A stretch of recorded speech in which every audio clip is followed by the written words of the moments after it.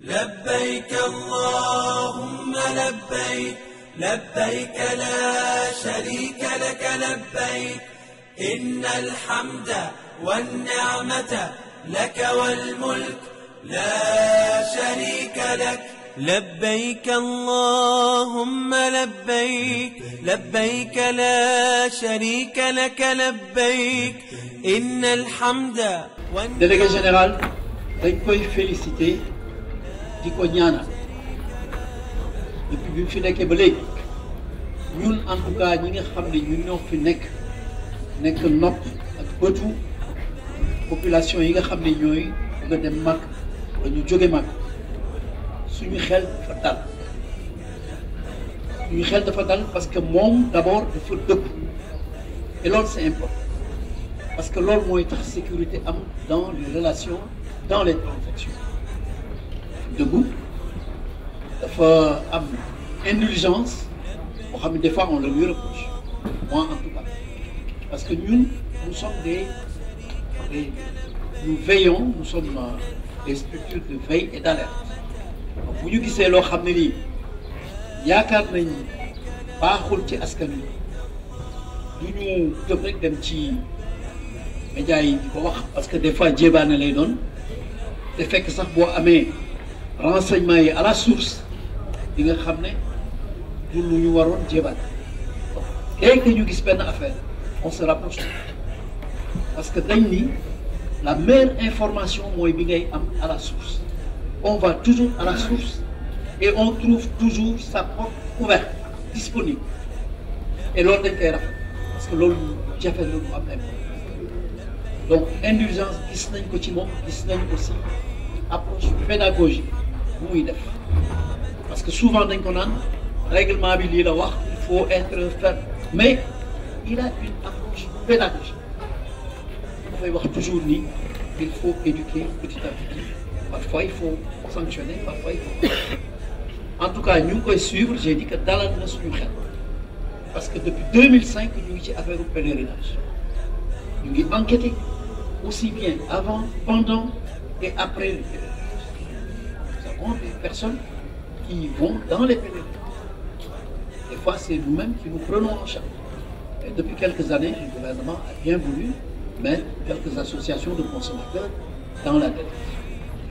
Et vraiment, ça nous facilite la tâche et c'est extrêmement utile.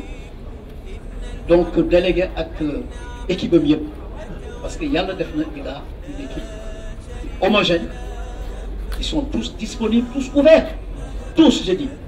Je n'en vois pas une exception. Donc, loolu dañ koy rafetlu parce que loolu dafay concourir ci dalal suñu xel comme ni ma wax. Donc, ñu ngi koy féliciter di ko encourager di ko wax ni il peut toujours compter sur nous pour le soutenir, apporter nos contributions, nos conseils et nos critiques quand c'est nécessaire.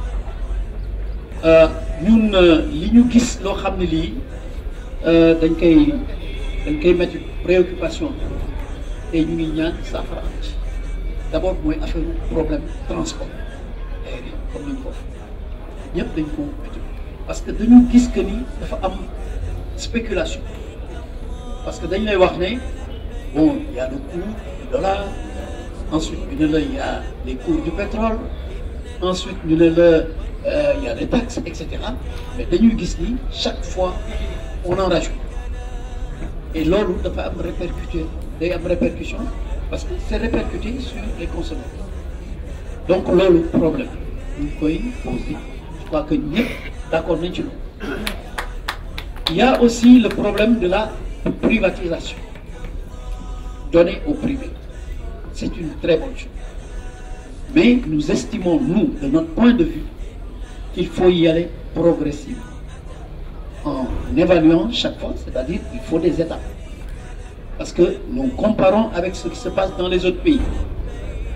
Même en Côte d'Ivoire, la plus grosse part, c'est l'État qui est. Donc c'est bien que l'État du Sénégal se désengage petit à petit au profit des privés. Parce que vous n'êtes privé, il y a peut-être une motivation telle que, et il y a un plus dans le service. Mais dans tous les corps, dans toutes les profession, il y a du bon, il y a du mauvais donc aussi. Donc il faut prendre le temps d'évaluer chaque année, de contrôler ceux qui ont un bon comportement, de leur faire plus de facilité. Ceux qui n'ont pas un bon comportement, évidemment, il faut les éliminer. Ça, c'est au profit des populations. Donc, l'eau aussi, doléance. Certes, il faut privatiser et il faut y aller progressivement. Nous félicitons les privés parce que nous savons que la tâche est extrêmement difficile. C'est très difficile. Ceux qui ont fait le pèlerinage à la Mecque savent comment se comportent les Sénégalais à la Mecque. Il y a une indiscipline extraordinaire et remarquable, toujours de Nan Sénégalais. Donc, lolo, petit à petit. Il faut du temps. Mais en tout cas, nous voir aussi que le corps médical doit être augmenté. Les religieux, nous les féliciter. Qui suivre le pèlerinage, religieux, ils sont toujours mobilisés, toujours au service des pèlerins. Vraiment, nous les féliciter, nous les ñaanal, yalla mo len di fay. Journalistes aussi, sen taxaway rafet. Parce que liggéey bi yombul, am nañ ko. Ñu ngi leen di gëna encourager aussi. Monsieur le ministre, loolu lañu bëggoon wax. لك والملك لا شريك لبيك اللهم لبيك لبيك لا شريك لك لبيك إن الحمد والنعمة لك والملك لا شريك لك